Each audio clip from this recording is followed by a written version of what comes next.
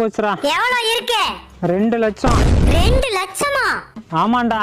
போன வருஷம் ஃப்ரிட்ஜ் வாங்க 10,000 ரூபாய் கடன் வாங்கினேன். சரி. அதை அடைக்க வார வெட்டி போட்டேன். அதை வாரம் அடைக்க முடியாம 20,000 ரூபாய் கடன் வாங்கினேன். இப்போ 3 கடன் ஆயிப்போச்சு. சரி 3ஐயும் மொத்தமா அடைச்சுக்கலான்னு 50,000 ரூபாய்க்கு லோனை போட்டேன். அடைச்சியா? அடைச்சேன். ஆனா அந்த 50,000 வட்டியோட இப்ப 70,000 ஆயிப்போச்சு.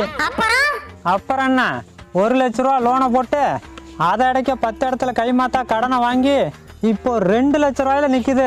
இந்த மாசம் டியூவை கட்ட பணம் இல்ல. இப்ப என்னடா பண்ண போற? அந்த ஃப்ரிட்ஜை ஒருத்தவன் பாதி விலைக்கு கேக்குறான். அந்த ஃப்ரிட்ஜை பார்த்தாலே நமக்கு வெறுப்பா இருக்கு. அதான் இந்த மாசம் டியூவுக்கு அதை வித்து கட்டிப்பலான்னு பாக்குறேன். அதுக்கேண்டா ஃப்ரிட்ஜ் வாங்குன? 10 நாளைக்கு வேலைக்கு போயிருந்தா கடனே இல்லாம வாங்கிருக்கலாம்ல. அந்த அறிவு இப்பதானே வருது. வந்துச்சுல்ல, போய் வேலை செஞ்சு கடன் அடடா. வேலை செய்யவே முடியலடா. கடனை நினைச்சாலே ஒரே மன உளைச்சலா இருக்கு.